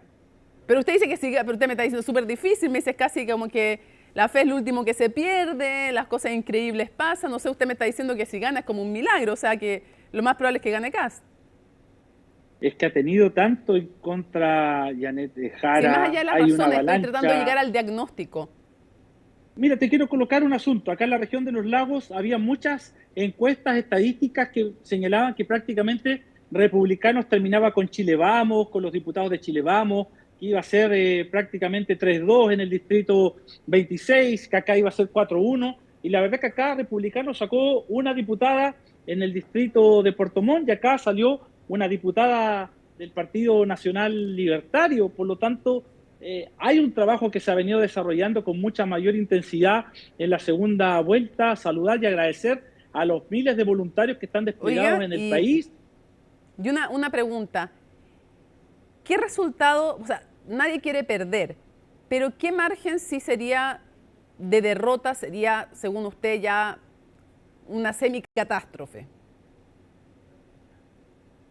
Más de 10 puntos de diferencia, sin duda, para realizar nuevamente una especie de catarsis, análisis y reconfigurar el cuadro a futuro. Yo creo que nuestro país debe volver a una política de mucha más fuerza con respecto a 3/3. Creo que tenemos que ser capaces de que los sectores moderados, que queremos avanzar sobre la base del diálogo, desde el paso a paso, tenemos que tener mayor voz en el futuro de nuestro país, porque hoy día... Y en ese sentido, diputado, Porque de repente se corta un poquito el audio de repente, diputado, pero en ese sentido le pregunto, si pierde la candidata Jara, ¿usted cree que se quiebra esta alianza desde la ADC hasta el PC? Dejémoslo para que me inviten en una próxima entrevista. Jara va a ganar este domingo, no de manera categórica, pero va a lograr el resultado que todos esperamos. Ya, pero hagamos proyecciones, igual lo voy a seguir invitando, diputado, igual es jefe de bancada, lo voy a seguir invitando, pero esto también se lo he preguntado a republicanos, en ambas le he puesto en la opción de que ganen y de que pierdan, pero en el caso de que pierdan, ¿usted cree, como Francisco Buentumilla, que se quiebra la alianza desde la ADC al PC? Más allá de ganar o perder, creo que hay que establecer dos grupos, uno de izquierda y otro de centro izquierda, porque después no tenemos dónde buscar más apoyos. ¿Quién con quién? Ciudadanos. Por ejemplo, el PPD, liberales, Democracia Cristiana, un partido radical que confío que pueda volver a resurgir, un partido centenario. Saludo a todos nuestros amigos y amigas correligionarias de un partido de prácticamente 150 años o más. Creo que ahí podríamos llegar, también el Partido Socialista, pero vemos que el PS se está sintiendo más cómodo junto al Frente Amplio y el Partido Comunista. Pero hay que tener vamos esas a dos eso, propuestas. De aquí no sale, diputado, de aquí no sale. ¿Usted ve un incipiente coqueteo, usted dice, más comodidad del PS? O sea, ¿el PS está mirando al PC más bien? Ha señalado su presidenta, la presidenta Paulina Bodanovich, no lo digo yo, pero bueno, las cosas pueden ir cambiando, pueden ir modificándose, pero sinceramente considero que debemos existir dos fuerzas, como ocurre, por ejemplo, en Alemania, donde hoy día vemos una coalición con diferencias, pero que se unen cuando se trata a la hora de enfrentar a la ultraderecha, una CDU, una Democracia Cristiana de centro-derecha, incluso, es de derecha ya, que se une de centro-derecha, porque allá no tienen problemas con el estado de bienestar. Acá en nuestro país hablamos de reforma de pensiones y un aporte solidario. La DC alemana la apoyaría sin ninguna duda. Acá la derecha se opone y con suerte dejamos un 1%, 2% para un aporte o el famoso préstamo al Estado. Pero socialdemocracia y democracia cristiana pueden trabajar separados y al mismo tiempo tener vocación de unidad o de coalición. Creo que la reforma política que se está discutiendo debiera invitarnos para seguir ese camino. Oigan, y para ir cerrando, quisiera preguntarle por el caso del expresidente Eduardo Frei. ¿Usted está de acuerdo con que haya sido pasado al Tribunal Supremo? ¿Cree que hay que expulsarlo del partido? Y si es expulsado, ni siquiera sería considerado como expresidente de la ADC, porque esa es una decisión independiente del expresidente Frei que se tomó y ya se aplica, por ejemplo, con Fuad Chahín. A los que son expulsados de la ADC, si han presidido esta tienda, no se los considera como expresidentes de la misma. Entonces yo le pregunto primero, ¿está de acuerdo con que haya sido pasado al TC y qué debiera ocurrir al TC, al Tribunal Supremo, y qué debiera ocurrir con él? Aquí tiene que existir un trato igualitario, que cualquier persona que eventualmente pueda haber cometido un error o haber transgredido nuestras normas internas en un partido democrático, que lo vea la institucionalidad. Pero en lo que no estoy de acuerdo, y lo quiero decir de manera categórica, que se pretenda borrar la historia. Él fue presidente de la Democracia Cristiana, fue presidente de Chile, y quitarle el título de expresidente no me parece. No estoy de acuerdo con aquello. Pueden existir otro tipo de sanciones, de la suspensión o incluso otro término, no me quiero adelantar porque dejémosle trabajo al Tribunal Supremo, pero quitarle el título de expresidente de la Democracia Cristiana a Eduardo Frei, no cuenten conmigo para avalar ese tipo de situaciones. Ya. Y desde su perspectiva, ¿qué tan grave es lo que hizo y qué sanción merecería desde su perspectiva? ¿Solo suspensión de la militancia o expulsión? Digamos que se defiende. La verdad que para mí me pareció muy mal desde el punto de vista político que se haya juntado con Kast y que además haya dicho que con una persona que avala la dictadura, que sigue hablando, ¿verdad?, de una especie de intervención militar, ¿verdad?, prácticamente necesaria, que está en contra de las 40 horas, que está en contra de una reforma de pensiones que se viene tramitando por 30 temas, pero dijo que tenía muchos puntos en común. No me parece. ¿Cómo vamos a tener puntos en común? En algunas cosas, por supuesto. Pero decir tajantemente que tienen muchos puntos en común con José Kast y al otro día se va a China por parte de nuestro camarada. Ya, no solo hago el punto que José Antonio Kast en el debate dijo que no va a tocar las 40 horas. Entiendo toda la polémica que hay, producto de lo que estaba contenido en no su programa de gobierno, sino que en las bajadas que hacen con estos como mini proyectos que van anunciando y que anunciaron semana a semana. Este fue en marzo, el de las pymes. Pero, y entiendo también que en el programa estaba revisar, pero según él dijo en el debate, no va a tocar las 40 horas. Ya podrán ustedes, si es que es electo presidente, discutirlo en el Congreso eventualmente con él o en cualquier otra instancia. Diputado, muchísimas gracias por habernos dado... Lo último, no soy ni resentido ni resignado. La verdad que mis padres se esforzaron en darme una muy buena educación en mi escuela rural de Hueyusca, después en el colegio de Purranque, y estudiar Administración Pública en la Universidad de los Lagos de Puerto Montt. Pero estoy seguro que Kast accedió a una mejor educación que la mía. Y cuando se habla de suspender las 40 horas que están en su programa, eso no es sinónimo de mejorar. En cualquier diccionario, incluso en ChatGPT, suspender tiene una serie de sinónimos parecidos a cerrar, a terminar, a paralizar y no a mejorar. Su programa está súper claro. Yo entiendo, suspender las 40 horas el candidato Kast. Entiendo su punto, solamente estoy haciendo mención a lo que él dijo en el debate, ya que luego su jefe de campaña segunda vuelta dijo la verdad es que no fue buena la redacción de esos como comunicados que entregamos semana a semana y dijo que insistió en que no van a suspender nada de las 40 horas. Ahí está, pongo los dos. Viene trabajando un programa de gobierno durante prácticamente 12 años. 12 años candidato. Sara, ministra, una muy buena ministra. Chile y los trabajadores están agradecidos de sus aportes, les permite estar más tiempo con su familia, mejoró el sueldo mínimo, ese sueldo mínimo se invierte en las mismas pymes del barrio. La reforma de pensiones. Yo solo pongo todos los argumentos sobre la mesa, esté conversando con quien esté conversando para que la gente en sus casas se forme finalmente su opinión. Le agradezco mucho el tiempo y saludo para la región tan maravillosa que representa, no la más linda de Chile, porque lo sabemos, es la región del Biobío, pero bien, está bien igual, es bonita, que amo. No le voy a discutir ese punto. Muchas gracias. Además que volvimos a primera en Concepción, así que estoy pero de lo más inflada que hay. Muchas gracias, diputado. Tenemos a Osorno, lo más grande, también de Puerto Montt hace lo suyo, la tierra de la carne, del queso, del kuchen. Bienvenida. Un abrazo. Chao, chao. Ya no tenemos las longanizas de Chillán, pues si las sacaron de la región por la chita. Pero bueno, tenemos tantas otras cosas en Concepción. Bueno, seguimos avanzando y un tema completamente distinto. Le contamos que la Fiscalía confirmó que investiga en calidad ya de imputado al ministro de la Corte Suprema, Diego Simpertigue, en el contexto de la trama bielorrusa. La información se conoció justo el día en que la Corte de Apelaciones de Santiago dejó en acuerdo la querella de capítulos en contra de la ex jueza Ángela Vivanco, también indagada en el caso que involucra a los abogados de la empresa Velaz Movitec. El informe es de Miguel Ángel Araya. Él está siendo investigado. Él está siendo investigado en esta arista, por cierto. ¿En qué calidad está?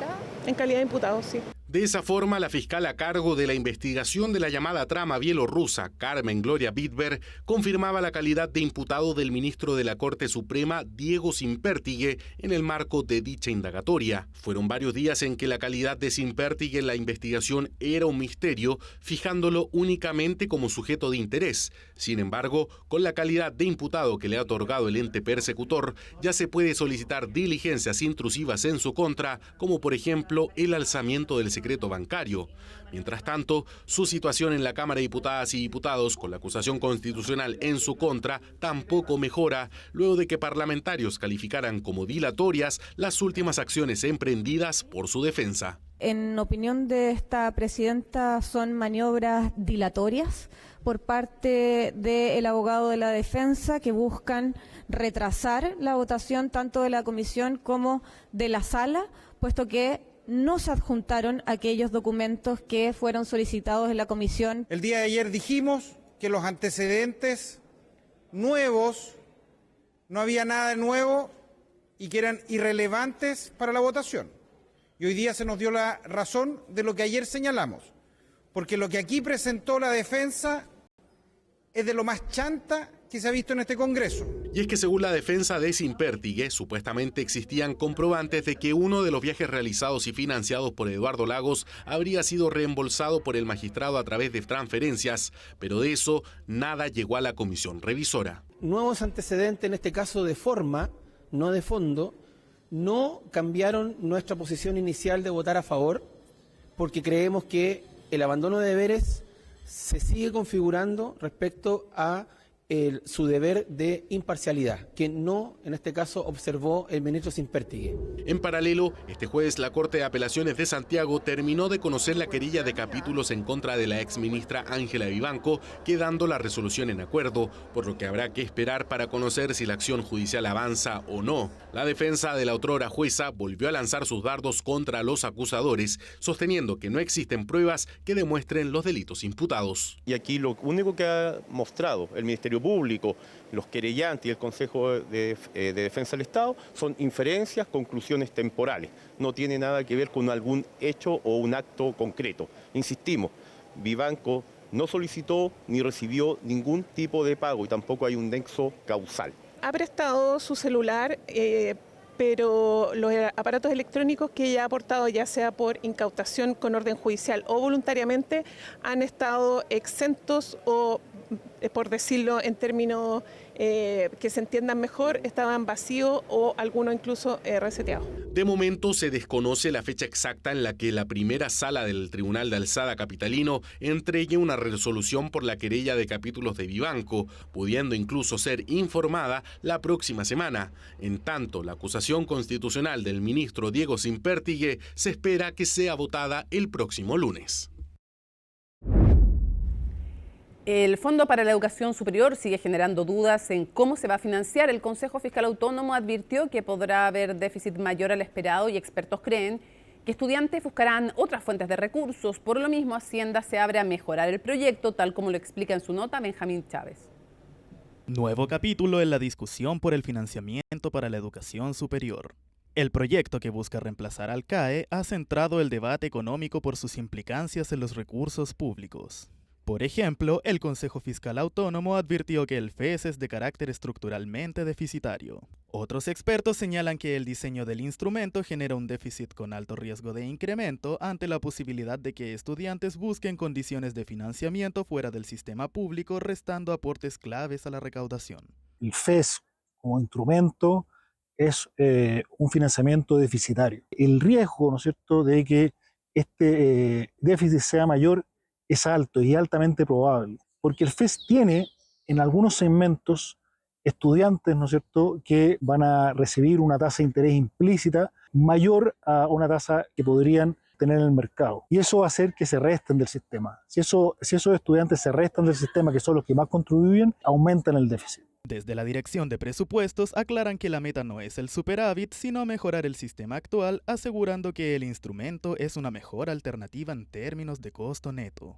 Si uno le suma o hace la diferencia de los elementos que no son propios del FES, como por ejemplo, la racionalización o la postergación de gratuidad, aún así también sigue siendo mejor que el CAE. Creo que eso es importante, no es que solamente es mejor que la situación actual por esos elementos de postergación de gratuidad y racionalización de las becas.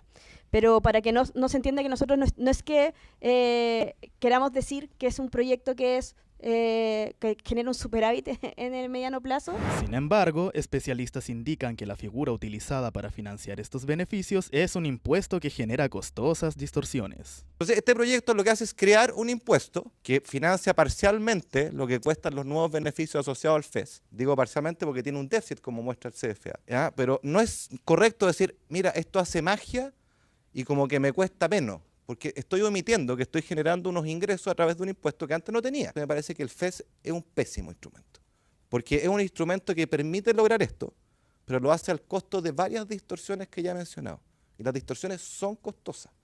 Ante esto, el gobierno ha manifestado su disposición a dialogar sobre el proyecto, aunque sostiene su superioridad respecto al actual modelo de crédito. Siempre los proyectos pueden ser mejorados y este no va a ser la excepción. para llegar a un acuerdo en el Parlamento en un contexto diverso va a haber que hacerle cambio al proyecto, pero lo que es muy claro es que el FES, incluso en su versión actual, es mucho mejor en términos fiscales y también para los estudiantes que el CAE. Por ende, hay que hacerle mejoras, hay que trabajar en conjunto para poder sacar este proyecto, pero es apremiante hacer un cambio tanto en términos fiscales como desde el punto de vista de los estudiantes. La preocupación sobre el rol de las instituciones educativas también se ha hecho presente. El modelo de financiamiento, según mencionan entendidos en el tema, implicaría control estatal sobre diversos ámbitos de las universidades. Pero tiene riesgo para las instituciones, una dependencia excesiva del Estado. Este es un proyecto que no solamente está controlando la matrícula, lo que se puede cobrar, también está regulando cuántos estudiantes puede haber. Y finalmente no es un proyecto de financiamiento de la educación superior a mis ojos, este es un proyecto de financiamiento a los estudiantes. Y olvida todas esas otras actividades que hacen las universidades, en su infraestructura, en su investigación. La tramitación del proyecto se retomará en la Comisión de Educación del Senado posterior a la segunda vuelta de las elecciones presidenciales. Hoy se realizó una nueva sesión del Comité para la Gestión de Riesgo de Desastres, donde se expusieron los cambios en la estrategia frente a la temporada de incendios forestales que comienza. La idea es afianzar la tendencia a la baja en el número de hectáreas consumidas por estos siniestros, como nos cuenta Pablo Figueroa. La temporada de incendios en Chile comenzó hace 3 meses, por lo que ya lleva un tiempo la implementación del Plan de Acción 2025-2026, donde destaca un alza de los recursos para evitar que se repitan imágenes como esta. El año 2021 el presupuesto para esa temporada era de poco más de 75.000 millones de pesos. Para la temporada que vamos a enfrentar el presupuesto es de 160.000 millones de pesos. Es decir, ha habido un aumento de más del 100% de los recursos destinados presupuestariamente para enfrentar incendios forestales.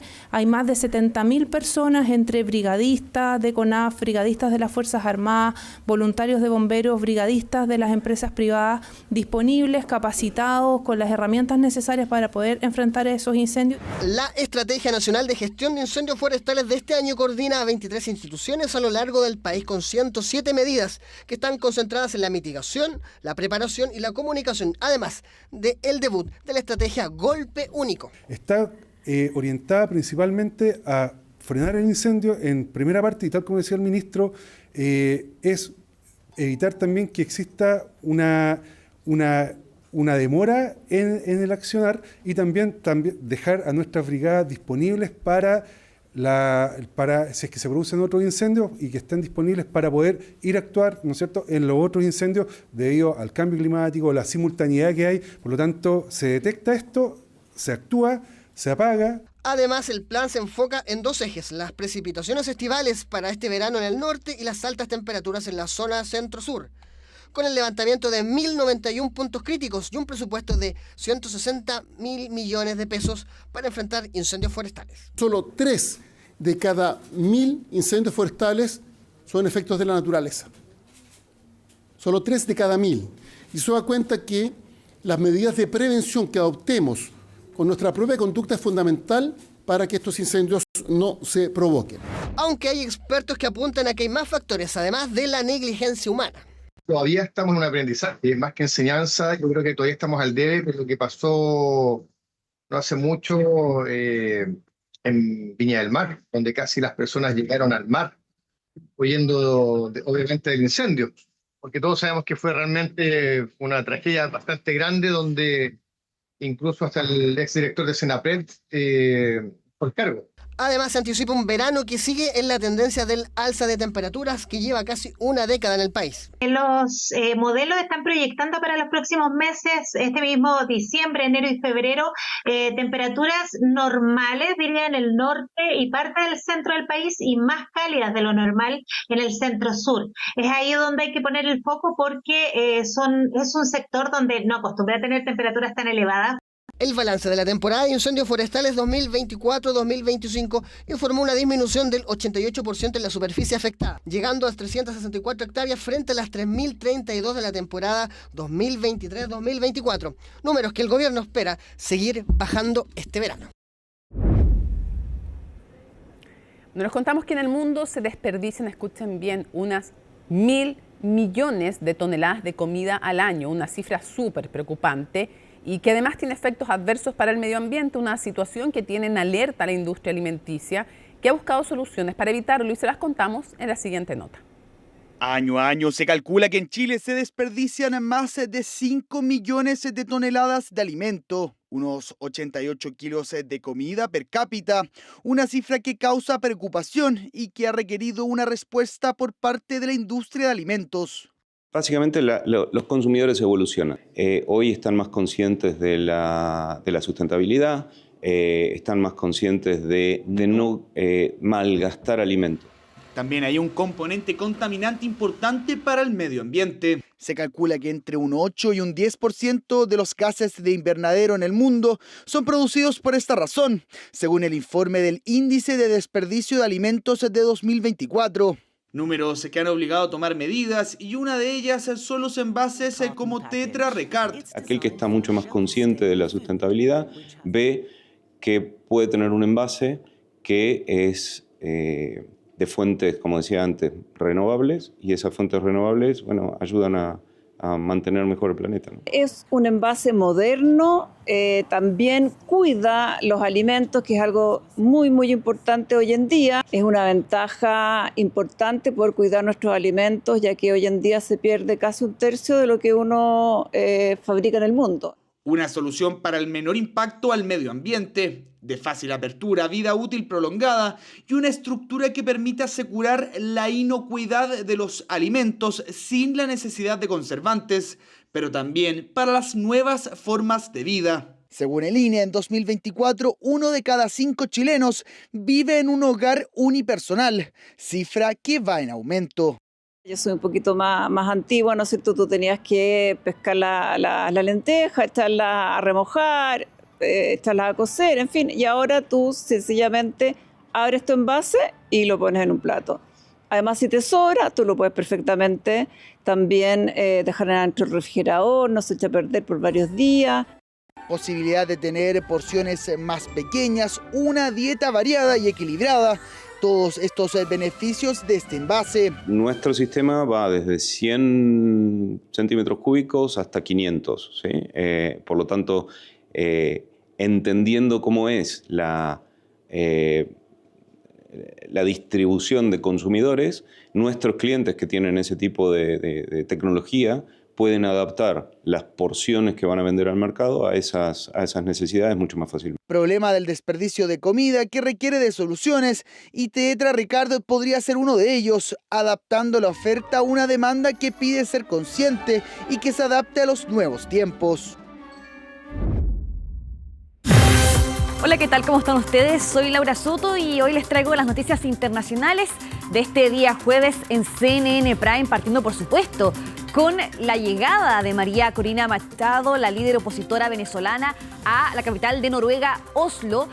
Fue vista a eso de las 2:30 de la mañana en el balcón del hotel donde se estaba hospedando. Fue recibida por los simpatizantes que se encontraban ahí justamente esperándola en su llegada. Y fue importante también porque entregó una conferencia de prensa bastante extensa en la cual se refirió, por ejemplo, a lo que tiene que ver con la presión militar de Estados Unidos hacia Venezuela. También se refirió a sus próximos pasos políticos, lo que tiene que ver también, por ejemplo, con su regreso a Venezuela, si es que lo va a desarrollar o no. En fin, ha sido una jornada bastante movida, en este caso para la líder opositora venezolana, y todo esto justamente después de que su hija fuera la que recibiera el Premio Nobel de la Paz el día miércoles en su representación. Pero lo que ha ocurrido en esta jornada, todos los detalles los vamos a ver en la siguiente nota de Maximiliano Araña.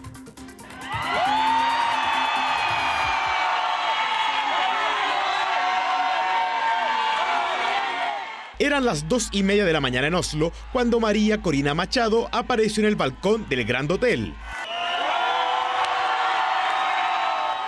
El horario de su llegada no impidió la presencia de decenas de simpatizantes que la esperaban en la capital noruega. Y es que es la primera vez que la líder de la oposición venezolana ha dejado su país natal en 14 años. Y es una persona muy luchadora y para nosotros es el ícono de libertad en este momento. Es súper importante para todos nosotros porque tenemos nuestras esperanzas puestas en ella.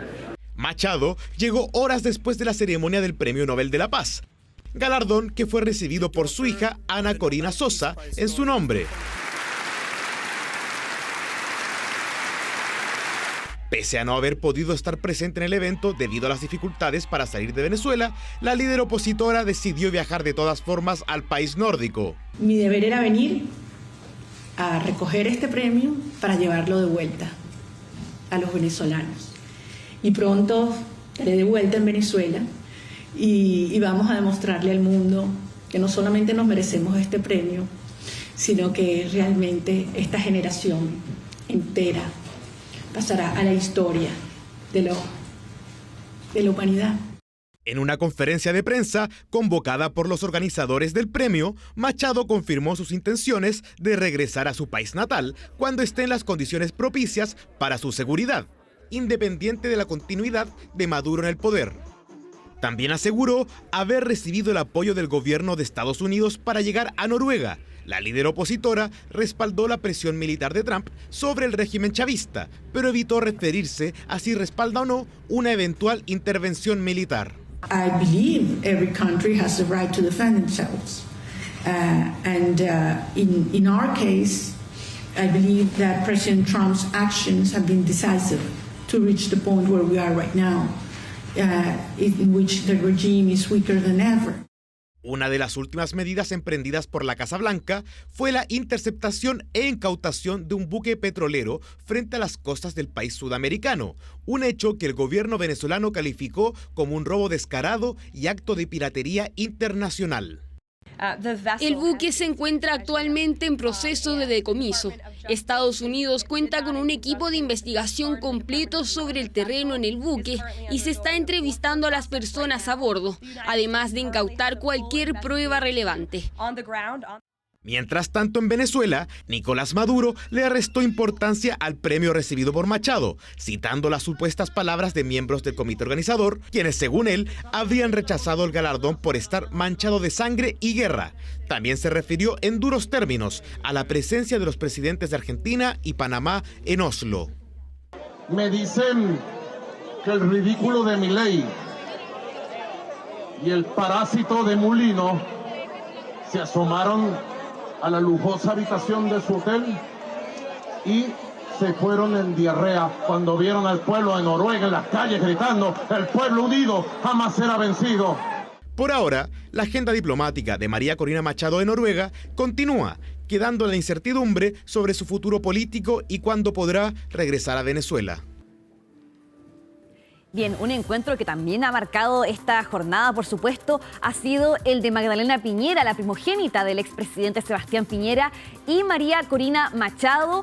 Fue un encuentro bastante emotivo en el cual no solamente recordaron al expresidente fallecido, sino que también, por ejemplo, hubo saludos para Cecilia Morel, en este caso, un abrazo bastante apretado ahí entre ambas figuras. De hecho, también se veía al final de este video que fue compartido en redes sociales por Magdalena Piñera, ahí destacando, por supuesto, el papel de María Corina Machado, su admiración hacia ella. También estaba en este video, al final, de hecho, se escucha, por ejemplo, al expresidente colombiano Iván Duque, que también estuvo presente entonces en Oslo para acompañar a la líder opositora venezolana en el recibimiento de este galardón, el Premio Nobel de la Paz 2025. Pasemos a escuchar parte de aquel ambiente entonces que se dio entre Magdalena Piñera y María Corina Machado, las palabras que compartieron. Incluso se hablaba por parte de la líder opositora venezolana de una posible o eventual visita a Chile, si es que es posible hacer aquello. Pasemos a escuchar. Gracias por venir. ¿Y tu mamá? Mi mamá no pudo venir. ¿Y le puedes mandar a mi mamá un beso? Ay, un beso gigante, Cecilia. No sabes lo que me hubiera encantado abrazarte aquí, pero te mando el abrazo con tu niña. Yo sé que pronto nos vemos además en Chile y los traigo a ustedes a Venezuela. Cuando tú quieras y ojalá sea el primer lugar que puedas ir. Porque estamos haciendo muchas cosas en nombre de la democracia y la libertad con mi padre. Yo lo sé, tu papá nos está acompañando, tú sabes. Está con nosotros. Tu papá para mí.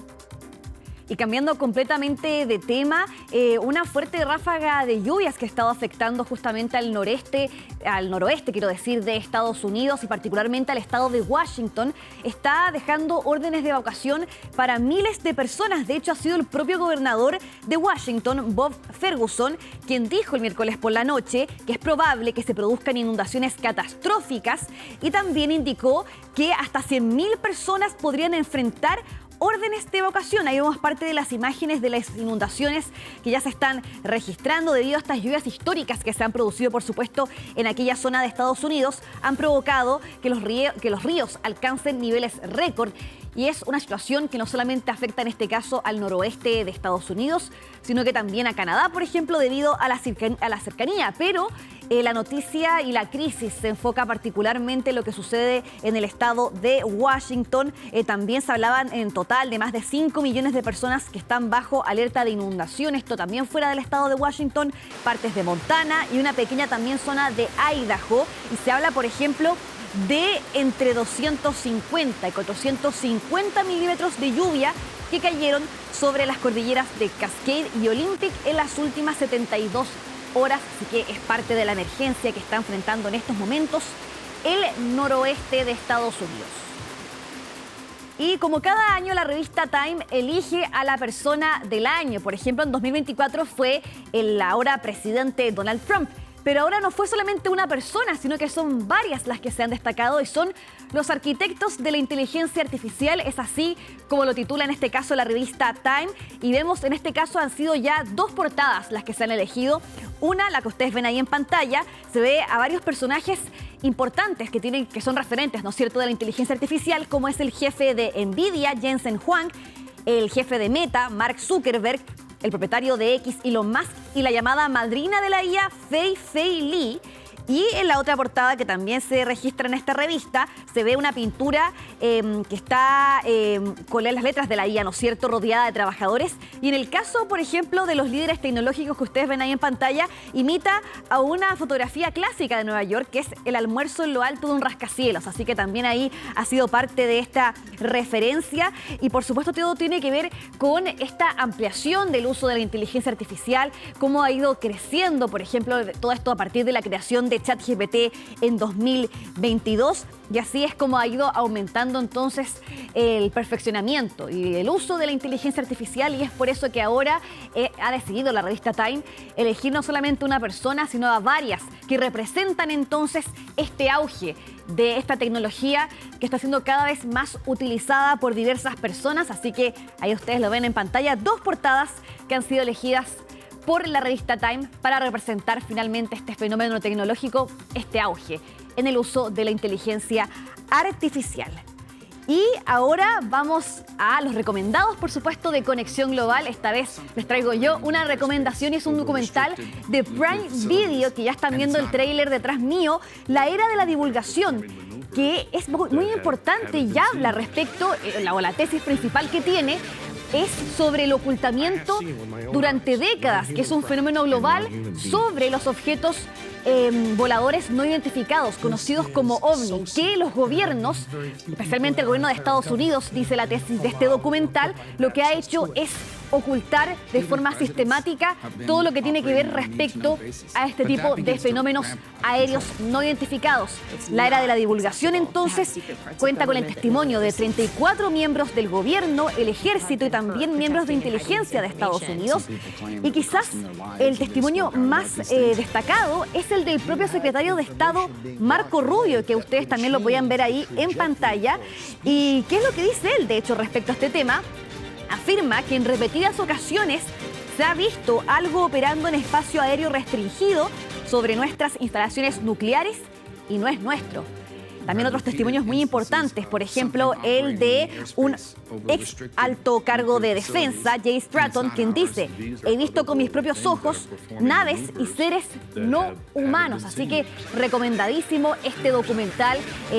Se fue publicado la semana pasada y está disponible para que ustedes lo puedan ver en Prime Video. Su productor y director, Dan Farah, trabajó durante 3 años para poder sacar finalmente este documental que cuenta con testimonios bastante importantes. Así que esta es mi recomendación de Conexión Global. Vayan a verlo y por supuesto aquí yo me despido. Los dejo invitados a seguir, por supuesto, en la sintonía de CNN Prime. Y nos vemos también en otra próxima ocasión, por supuesto. Y hasta la próxima. Y, por supuesto, sigan disfrutando de la sintonía. Que estén muy bien.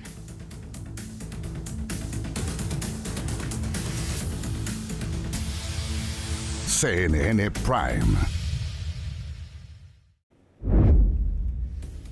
Volvemos a CNN Prime, pero para despedirnos y comentarles que nos reencontramos en minutos en Tolerancia Cero. Nuestro invitado de hoy, el presidente de Renovación Nacional, Rodrigo Galilea, en la previa a esta elección presidencial del domingo. Nos vemos. No, había olvidado algo muy importante, pero ¿cómo? Jueves 11 de diciembre. Así estuvo nuestro país y el mundo. Somos CNN Chile. Buenas noches.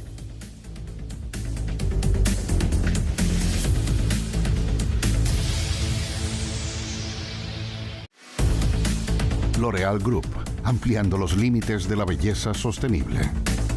Seguro de Auto Consorcio. Presentaron CNN Prime.